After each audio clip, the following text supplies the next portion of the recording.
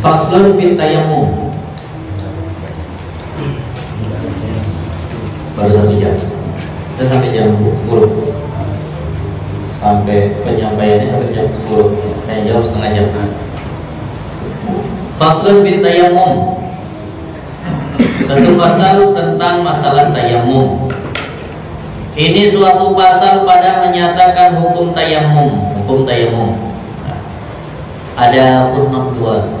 Ada dalam kolom poin 2. Nah, tengok di sebelah kiri di luarnya. Dan telah ijma sekalian ulama atas bahwasannya tayammum itu tertentu ia pada muka dan 2 tangan jua. Nah, muka sama tangan saja. Nah, dan jika tayammum itu daripada hadas besar sekalipun, walaupun untuk mandi wajib tetap yang diusap muka sama tangan. Ini pun betul-betul lah kalau mengajarkan tayammum ini difahamkan orang. Orang kalau baru dengar istilah tayammum saja, oh kalau nggak ada air untuk dan tayammum, itu yang dibayangkan orang diganti semuanya itu dengan debu.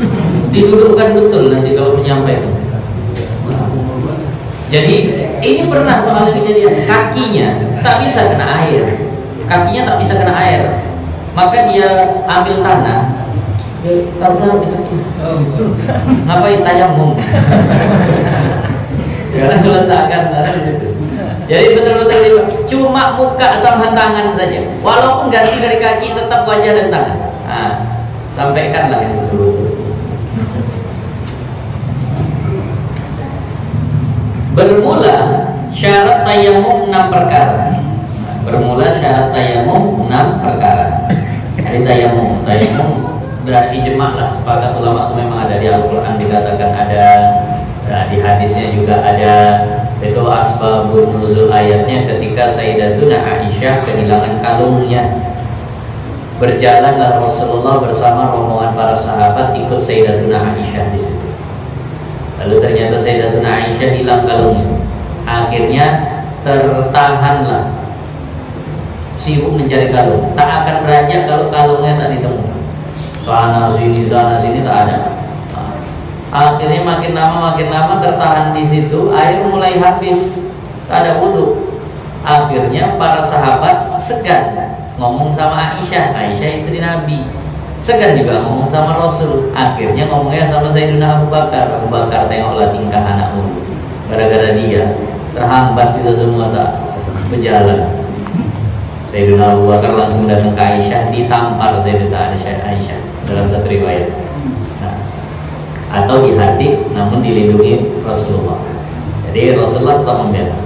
Nah, ternyata setelah itu turun ayat bahwasannya kalau seandainya tak dapat air, bolehlah tayammum dengan debu. Ternyata yang dibuat Sayyidatuna Aisyah hikmahnya besar. Jadi tingkah Sayyidatuna Aisyah yang dirasa itu bikin masalah saat itu ternyata memberikan kemudahan untuk yang setelah itu. Nah, itu tadi. Jadi dengan sebab itu akhirnya dapat kemudahan. Lalu akhirnya ternyata di mana kalungnya? Didudukin sama untanya Sayyidatuna Aisyah. Unta yang berdiri baru di situ ada kalung. Nah, akhirnya itulah asbabun nuzul awalnya ayat. Nah, syarat tayammum 6 perkara. Yang pertama, tahqiq udzur dengan sebab safar atau sakit. Sudah pasti udzurnya dengan sebab melakukan perjalanan atau sakit. Nah, ini begini. Di kitab sering dikatakan safar. Padahal kalau di kita safar itu tidak jadi sebab tayammum. Karena begini dulu, yang namanya orang musafir itu payah cari air. Makanya dibilang ada safar lah jadi sebab tayammum. Kalau kita musafir, di mana ada air? Indomaret di pinggir jalan banyak. Tukang galon air tuh, water segala macam tuh. Ini water, itu banyak pinggir jalan. Maka kita kalau seandainya di tengah perjalanan disebut apakah perjalanan safar itu menjadi sebab tayammum? Sebenarnya bukan itu. Ghalibnya, biasanya orang dulu di Arab sana kalau melakukan perjalanan kesulitan cari air karena yang dilewati padang pasir. Nah, yang dilewati padang pasir. Kalau kita ada padang pasir, Sungai Padang malah banyak air. Kalau sana di Medan Padang Bulan banyak air. Yang agak jauh Padang Sidempuan banyak air, ada masalah. Nah, jadi maka di sini disebut safar atau sakit. Tapi sebenarnya safar artinya ketiadaan air. Dan keduanya, jadi yang pertama ada sebabnya secara pasti. Yang kedua, masuk waktu sembahyang. Bolehnya tayamum kalau sudah masuk waktu sembahyang. Gak boleh dia tayamum jam 11 untuk sholat zuhur, gak boleh. Nah, dengan yakin masuk waktu sembahyangnya dengan yakin, maka tiada sah tayamum orang yang syak padanya. Dan jika berbetulan masuk waktu sekalipun, sama kayak sholat asar harus di waktu asar. Kalau dia cuma duga-duga saja, masih ragu lah, entah udah masuk, entah udah mau puasa, sholat aja masih ragu, belum ada zon, masih syak, belum zon, tetap sholat saja. Entah selesai sholat, ternyata kawan datang, jam berapa sekarang? Jam 4:30, kan pas, untung lah, tak untung tetap harus diulang. Kenapa? Karena tadi tak yakin, tadi tak yakin. Pas betul 4:30, berarti kita sholat dalam waktu, enggak, tetap harus diulang. Begitu juga tayamum, nih udah masuk atau belum? Ragu betul hati, dalam tayamum aja. Nah, habis itu berapa lama kemudian dia sholat? Bagaimana tayamumnya? Tak sah, walaupun bertepatan dengan waktu. Nah, tadi, dan jika berbetulan masuk waktu sekalipun. Dan ketiganya, yang ketiga, mencari air pada tempat duduknya. Mencari air pada tempat duduknya. Nah, harus cari dulu air bagi yang tayamum karena ketiadaan air. Kalau karena tayamumnya karena sakit, tak ada istilah cari air. Ini tayamum yang karena tak ada air, wajib dia cari air pada tempat duduknya. Ini urutannya ya. Ini wajib cari di tempat duduk. Artinya kalau kita mungkin naik mobil, pastikan dulu memang tak ada air kan di mobil. Nah, tengoklah di tempat, mungkin di bagasi, di tas, segala macam, wajib cari dulu. Nah, kalau ternyata di situ tak ada, wajib juga nanti cari dan pada tolannya. Nah, kalau dia rombongan tanya, ada air? Bisa dulu, ada air? Nah, itu wajib. Yang ini wajib. Nah, ini wajib dan pada tolannya. Maka jika tiada dapat, kalau seandainya di kendaraannya tak ada, di bersama kawannya pun tak ada, hendaklah mencari pada pihak keliling dengan dilihat. Maka cari keliling dengan dilihat, ada nggak kira-kira? Nah, biasa kalau ada kumpulan burung, nah itu berarti ada air. Cari ini. Maka jika diwahamkan ada air, kalau diduga, walaupun dugaan kecil, waham itu kan dugaan kecil. Kalau diwahamkan ada air, hendaklah pergi pada tempat yang diwahamkan itu. Hendaklah pergi pada tempat yang diwahamkan itu. Sekira-kira kadar sampai anak panah. Sekira-kira kadar sampai anak panah. Haddul ghaus artinya. Haddul ghaus, yaitu jika hasil sesuatu sampai suara teriaknya kepada tolannya, serta mereka itu di dalam hingar bangir. Biasa kita hingar bingar, hingar bangir. Nah, hingar bangar. Hingar bangar. Bangar. Nah, di sini bangar. Kalau di Bugis hingar bingar. Jadi maka jika tiada, hendaklah ia tayamum. Nah, kesimpulannya sebenarnya gini di sebagian kitab. Batas mana wajib cari air? Lagi mungkin di satu tempat tak ada air, wajib cari. Yang wajib cari pertama di tempat duduknya. Kalau dia di rumah, cari di rumahnya dulu. Itu wajib. Yang kedua, cari tanya kawan. Itu wajib. Yang ketiga, wajib cari pada haddul ghaus. Haddul ghaus itu batas orang minta tolong kalau dia berteriak didengar sampai mana. Maka dalam kitab At-Taqrirat As-Sadidah itu sekitar 150 meter keliling, radius 150 meter. Jika ada waham mungkin ada air, misal kita di sini nih 150 meter ke sana, 150 meter keliling lah pokoknya, kalau ada sedikit saja dugaan, kayaknya sana ada air, wajib. Kayaknya sana ada air, wajib. Tapi kalau yakin tak ada air, udah tak wajib. Kalau yakin tak ada air, tak wajib. Tapi kalau waham itu dugaan walaupun kecil. Kayaknya di ujung rumah Pak Jari sana ada kayaknya air. Kayaknya, tapi kecil kemungkinan, tetap wajib ke sana. Nah, tetap wajib ke sana. Nah, itu namanya haddul ghaus. Jadi haddul ghaus wajib dicari ukuran 150 meter radius kalau ada dugaan kecil ada air. Yang kedua ada namanya haddul qurbi, batas dekat. Batas dekat itu seberapa? Batas dekat itu sekitar 4,5 kilometer kalau di dalam kitab Taqrirat Sanidah. Nah ini kalau waham tak wajib, kalau zon tak wajib, kalau yakin baru wajib. Misal 4 km memang sampai Simpang sana, Pajasuri ya, Pajasuri. Kita bilang sampai Pajasuri. Sini tak ada air. Cari haddul ghaus tak ada air. Lalu ada orang datang dari Pajasuri. Nah, baru datang. Wah ya di sini dulu tak ada air, mau kayamu. Oh di Pajasuri ada, rumah kami melimpah. Betul. Iya. Yakin orang aku dari rumah. Di rumahku sumur melimpah air. Wajib nggak ada di sana? Wajib. Karena ya yakin. Kalau cukup waktu. Kalau cukup waktu. Kalau seandainya cukup waktu. Nanti ada beberapa syarat lagi di sini memang tak diterangkan. Nah, kalau memang tidak takut bahasanya akan habis waktu. Tapi begini, kalau seandainya sholatnya nanti wajib diqadha tetap ke sana. Nah, itu tadi. Kalau seandainya sholatnya wajib diqadha, artinya bagaimana? Kalau dia di tempat yang biasanya ada air, dia tayamum, bakal diulang nggak nanti? Diulang, ya udah kesana saja, sama saja gitu. Nah itu tadi. Nanti ada rincian seperti itu. Nah, jadi kalau seandainya orang dari Pajasuri tadi bilang yakin di sana masih ada air, maka dia wajib kesana. Tapi seandainya tak yakin, kau dari mana? Dari rumah Pajasuri.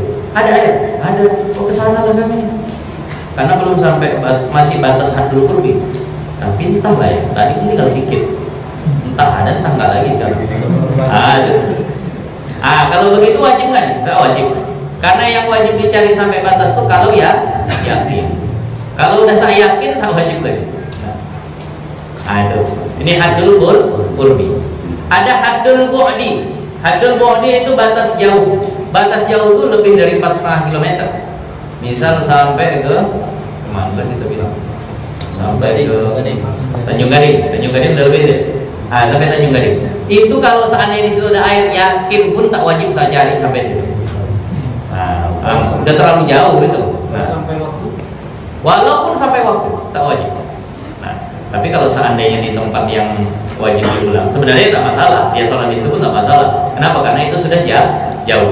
Nah, kalau didatangkan dari jauh, Ustaz, tapi kita beli. Tapi kita beli, asal harganya masih harga samanul misli istilahnya, wajib beli. Harga standar, standarnya air berapa? 1 galon 4.000 kan gitu. Iya di sini 1 galon 5.000. Wow.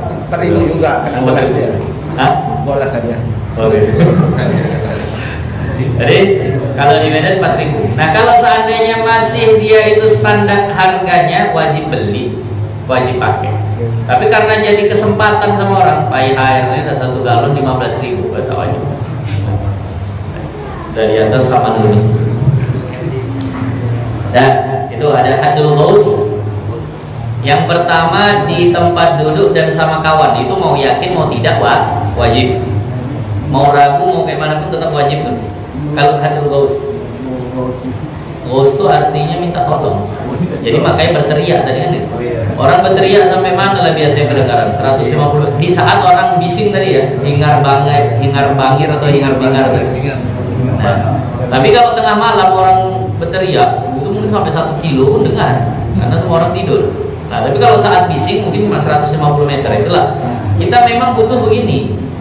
Kita suka kalau seandainya kitab tuh punya ukuran seperti itu. At-Taqrirat As-Sanidah itu selalu ngasih ukuran-ukuran begitu. Nah, Taqrirat kalau seandainya disebut haddul ghaus, kurang lebih 150 meter. Jadi enak kita ajarkan. Seberapa lah itu? Ya pokoknya ukuran orang berteriak ya seberapa kan Pak ya. Kita suka ulama udah ngasih mungkin udah diteliti sama beliau 150 meter. Kalau sekarang bisa teriaknya pakai. Wah pakai pikula. Nah jadi ukuran. Ini ukuran mulut orang. Nah, di kitab At-Tahrir itu bagus. Cari terjemahannya, namanya fikih sistematis. Di situ ada lagi apa? Kalau seandainya janggut lebat atau janggut tipis. Janggut tipis adalah yang bisa terlihat kulit yang di bawah janggut seukuran majelis orang ngobrol. Seberapa tuh? Kan tidak banyak. Kitab At-Tahrir bilang 1,5 meter. Ada yang beda deh. Kalau 1,5 meter tembus, Yang 4,5 kilo jarak yang jauh dari itu keliling juga. keliling juga. Kalau yakin wajib datang.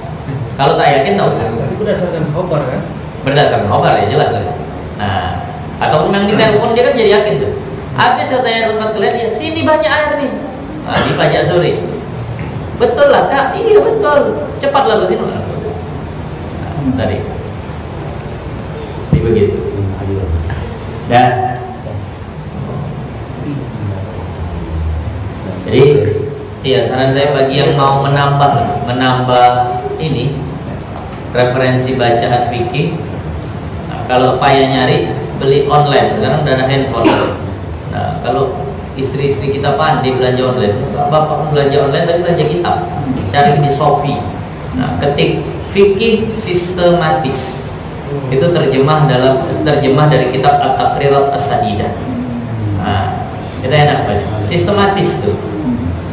Jadi ukuran-ukuran semua itu agak lebih jelas, pembahasan-pembahasan lebih enak.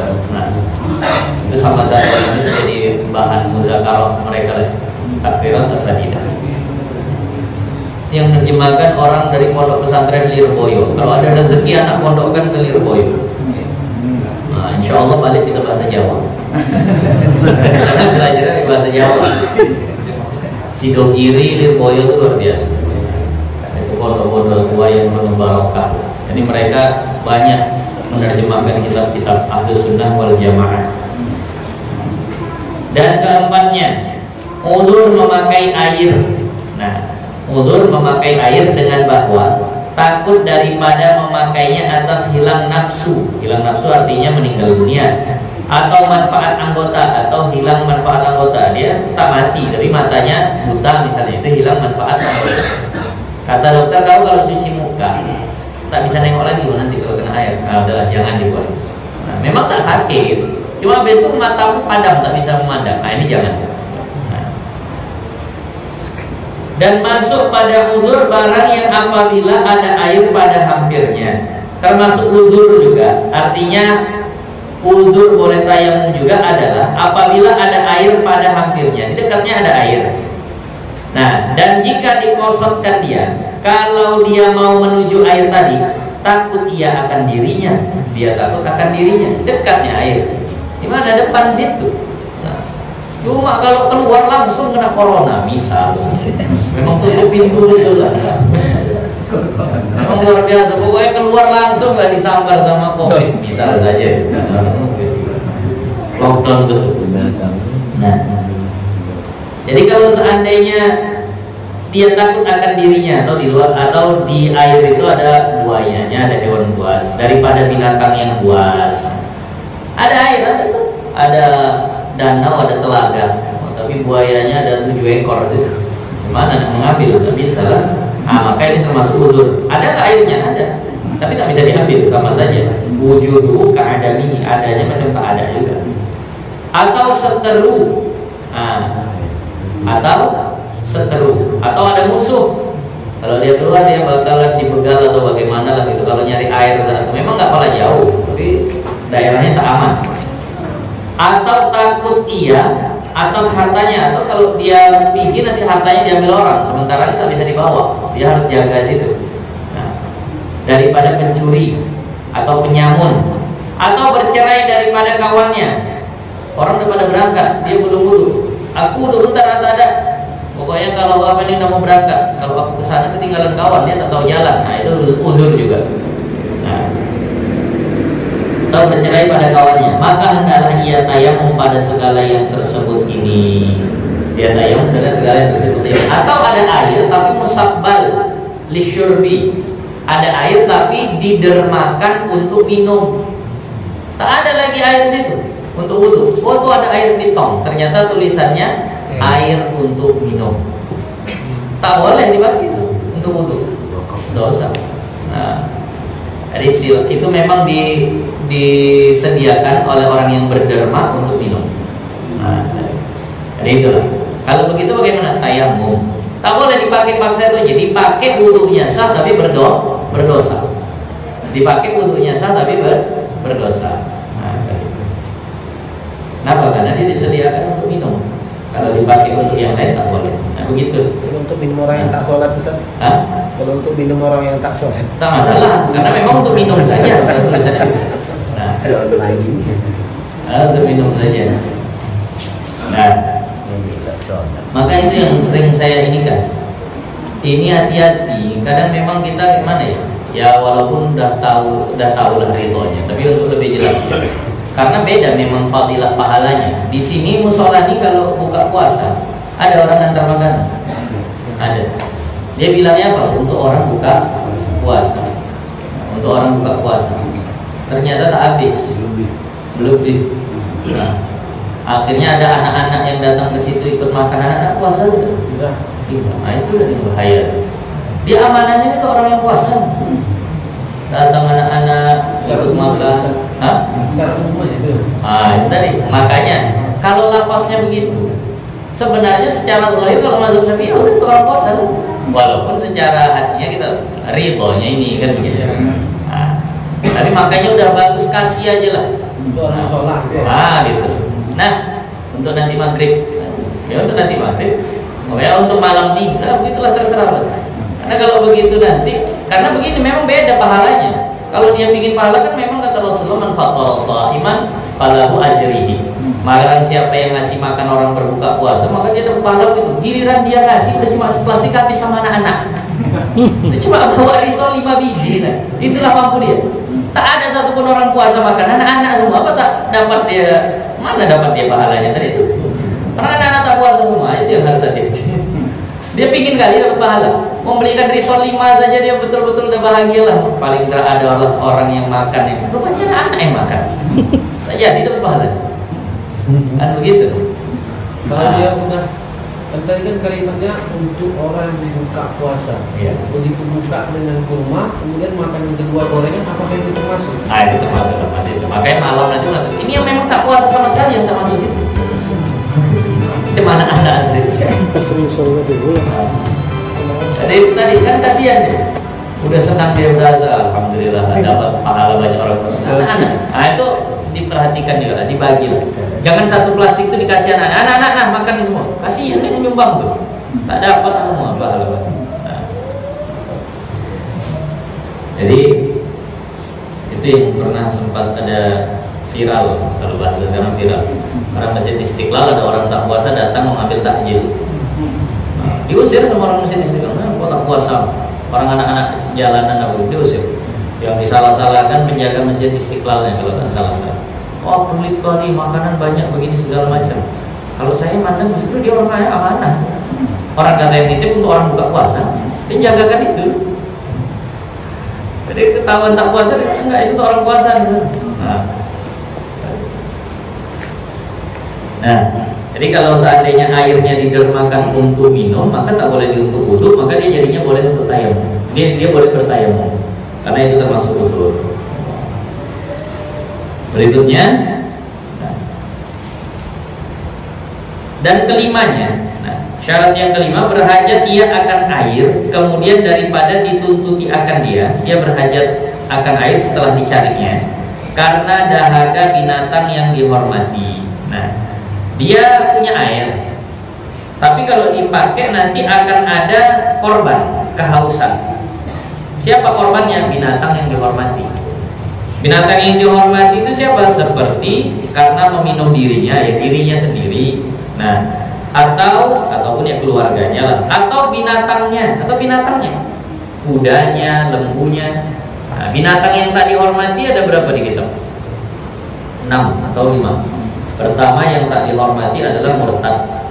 Orang murtad itu tak dihormati, artinya kalau dia mati kehausan biar begitu. Orang Jadi orang murtad.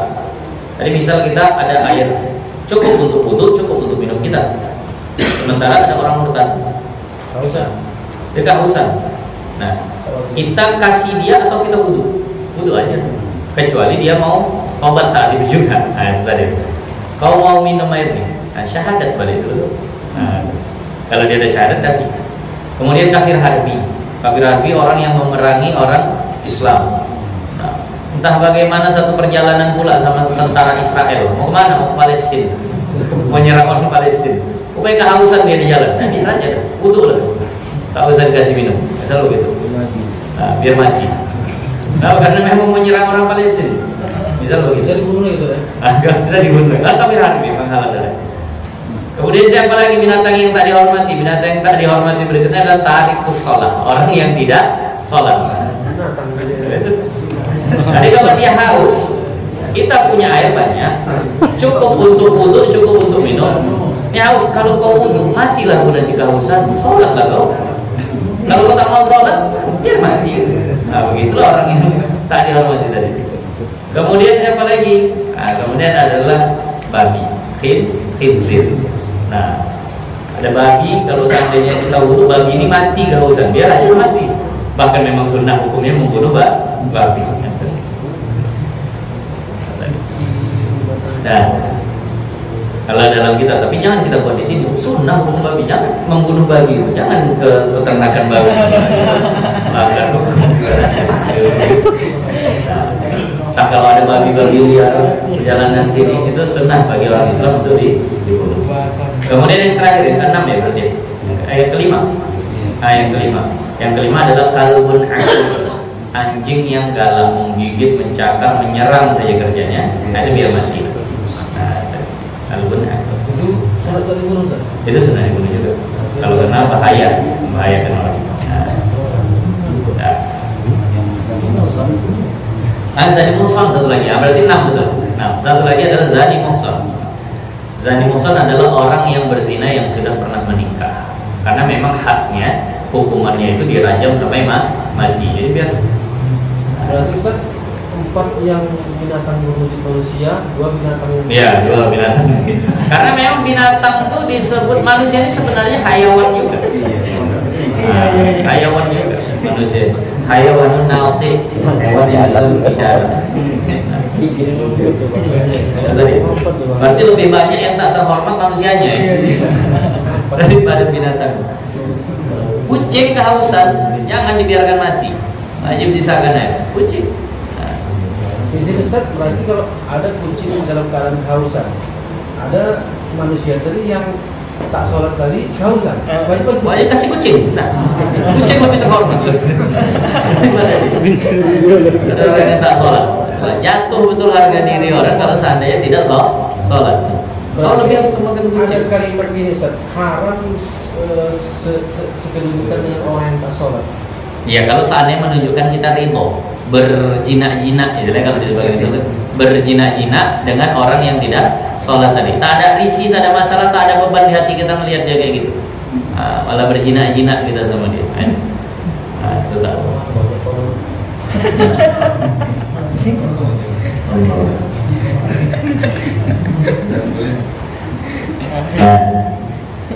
Atau binatangnya, dan jika hajatnya yang tersebut pada masa yang nanti akan datang, walaupun hajatnya nanti, jangan lupa pakai wudu nanti aku kehausan. Walaupun nanti jangan dipakai wudu, tapi kita tayamum. Nah, maka wajib ia tayamum serta ada air. Nah, dan keenamnya tanah yang suci. Tanah yang suci. Lagi tiada mustakmal yang ada baginya debu. Ini akan datang lagi kelanjutannya. Dan masuk pada tanah itu akan datang.